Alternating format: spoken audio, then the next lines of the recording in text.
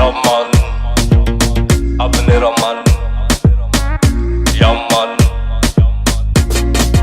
Alpha on the beat. Kortanon tanana fani kofi kana maina se italu alaina taka kwarte sebaina fatungam tanana kontin pande kama peka desi pirakan sati anapana ungam presta wantin solta peka ta feeling na edom tana bala faufia nara na truasa trua foyaka ni kwani feeling kansa mandatsa kan combination nan telo tarai patuman fiana dobe bun bun tana tiga warman na pa eto tisimala wana siska marai Batmana, life yarana tanana. Oh, Batyala, Madushu was a funanala.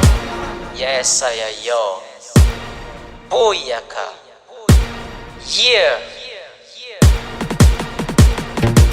Nafsolta madatsa kabunesta mangatsunte solai cinza karaka rakarati mila life mafuta kasika tiap ya levandutsa kutsana mbune mbani ulu tabe tikanyanti tisimakalake alife onzara na ufa azamperaka wanfa nambati esure lumperaka Batmana life yarana tanana oh Batyala Mandushu aja funahanala Partilera dawa tavela kien dawa tika yetuniana na tini bleman fena na mangit ka tofni sa feet we alewa tur sana la sur habanero mapso matisen ras mila mandiwa na suke famalas life tika nena to tika mafana famila mekata atramar banna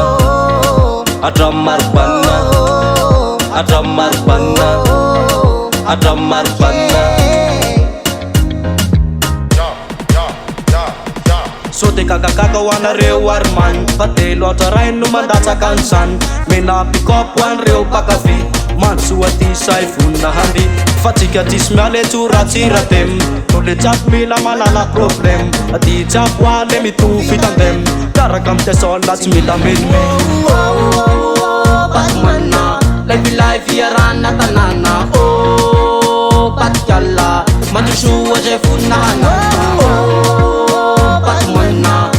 life yarana tanana oh Batyala Mandushu aja funahanala Rika Rika.